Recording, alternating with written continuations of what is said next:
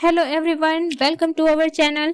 इस वीडियो में हम कक्षा 8वीं विषय विज्ञान के अध्याय 11 विद्युत धारा के रासायनिक प्रभाव के प्रश्नों के उत्तर करेंगे। इस वीडियो को सुनने मात्र से ही आपको सारे प्रश्नों के उत्तर याद हो जाएंगे। तो अगर आपने हमारे चैनल को अभी तक सब्सक्राइब नहीं किया है तो जल्दी से सब्सक्राइब कर लीजिए और इस वीडियो को लाइक कर अपने फ्रेंड्स को जरूर शेयर करें।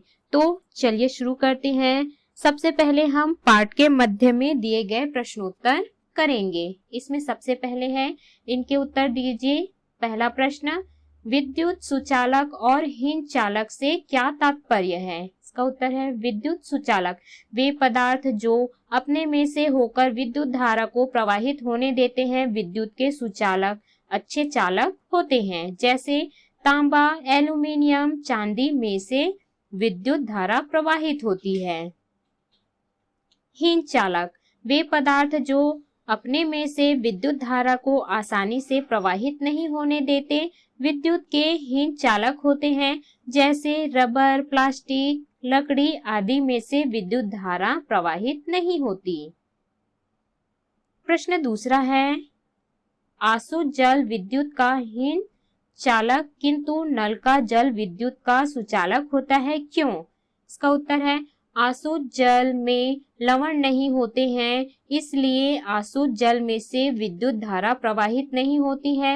अर्थात आसुत जल विद्युत के हीन चालक होते हैं, किंतु नल के जल में कुछ लवण घुले होते हैं। ये जल शुद्ध नहीं होते हैं। खनिज लवण की थोड़ी मात्रा इनमें घुली होती है, इसलिए नल का जल विद्युत का सुचालक होता है। अगला है, इनके उत्तर दीजिए। पहला प्रश्न है, विद्युत धारा के रासायनिक प्रभाव से क्या तात्पर्य है? इसका उत्तर है, विद्युत धारा के रासायनिक प्रभाव जब विद्युत धारा किसी यौगिक के जली घोल में प्रवाहित की जाती है तो उस यौगिक को उसके आयनों में विभक्त कर देती है।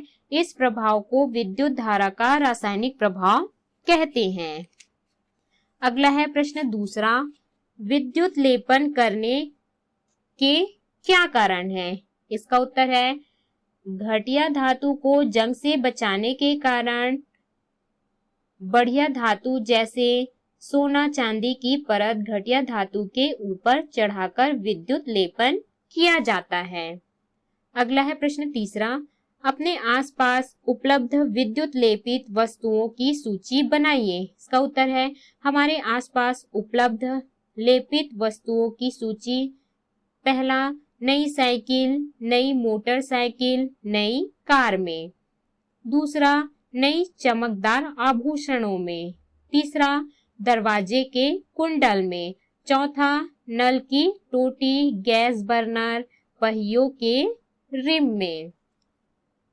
पांचवा, अनेक प्रकार के लौह धातु से बने वस्तुओं में।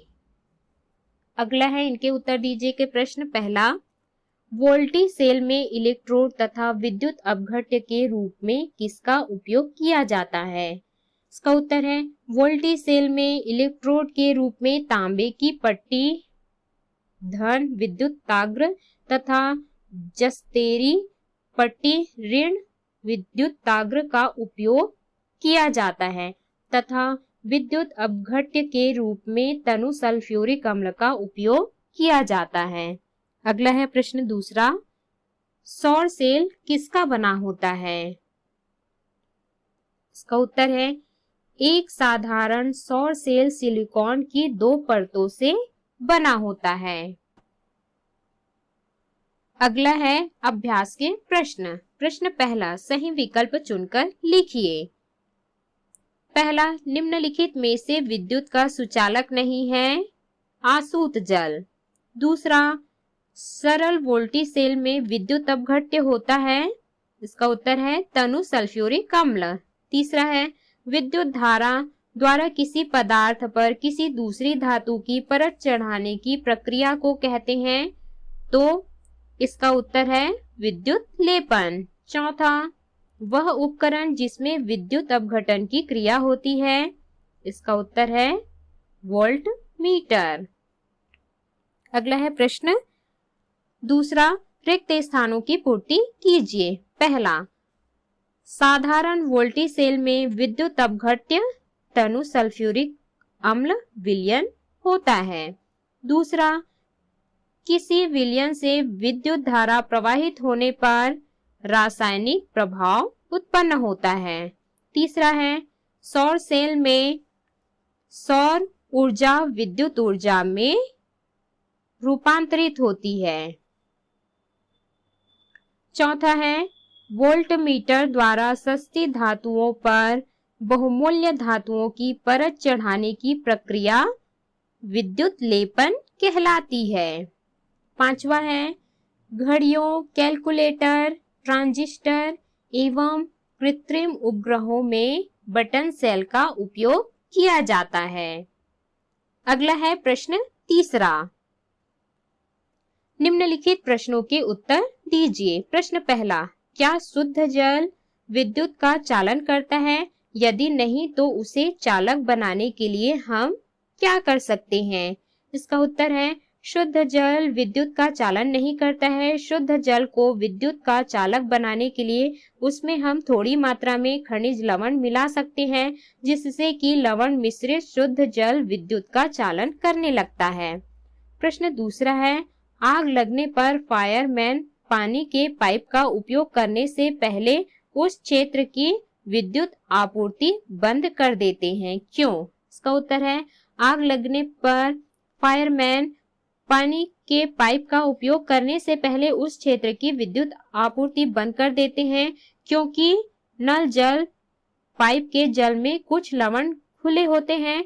ये जल विद्युत के सुचालक होते हैं, अतः उसे विद्युत के झटका ना लगे, इसलिए वह ऐसा करते हैं।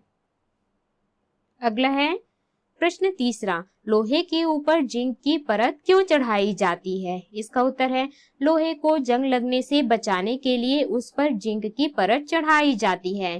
प्रश्न चौथा है, विद्युत अपघटन की प्रक्रिया को समझाइए। इसका उत्तर है, विद्युत अपघटन की प्रक्रिया। विद्युत अपघटन का उपयोग अशुद्ध से शुद्ध धातु प्राप्त करने में किया जाता है। विद्युत अपघटनी शोधन एक टंकी या हौज में किया जाता है। इसमें शुद्ध की जाने वाली धातु के उपयुक्त लवण या जटिल लवण का विलयन भरा जाता है। शुद्ध धातु की पतली पट्टी से कैथोड और अशुद्ध धातु की मोटी छड़ से एनोड बनाए जाते हैं। उपयुक्त विभव और उच्च एम्पियर की विद्युत धारा प्रवाहित करने पर एनोड से शुद्ध धातु अपने विलयन में से कैथोड में जमा होती है।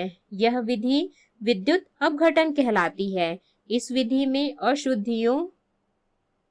अशुद्धियां एनोड के पास इकट्ठा होती हैं। इसके उत्तर में आपको इस प्रकार से चित्र बनाना है। प्रश्न पांचवा है, बटन सेल के विद्युत अपघट्य धन ध्रुव तथा ऋण ध्रुव के नाम बताइए। इसका उत्तर है, बटन सेल के विद्युत अपघट्य सोडियम या पोटेशियम ऑक्साइड, धन ध्रुव जिंक या एल्यूमिनियम एनोड तथा ऋण ध्रुव सिल्वर ऑक्साइड या मरकरी ऑक्साइड कैथोड के बनाए जाते हैं। प्रश्न छठवां है, विद्युत लेपन के कोई 3 उपयोग बताइए। इसका उत्तर है, विद्युत लेपन के 3 उपयोग निम्न है। पहला, कार के कुछ भागों, नल की टोटी, गैस बर्नर, साइकिल का हैंडल, पहियों के रिम आदि पर क्रोमियम का लेपन किया जाता है। दूसरा है, विद्युत लेपन की प्रक्रिया द्वारा सस्ती धातुओं की वस्तुओं पर सोने या चांदी जैसी बहुमूल्य धातु की पतली परत चढ़ाकर आभूषण बनाए जाते हैं। तीसरा है, विद्युत लेपन की प्रक्रिया का उपयोग धातु अयस्क से शुद्ध धातु प्राप्त करने में किया जाता है। तो इस प्रकार से हमने इस अध्याय के सभी प्रश्नों के उत्तर किए। इस वीडियो को सुनने मात्र से ही आपको सारे प्रश्नों के उत्तर याद हो जाएंगे।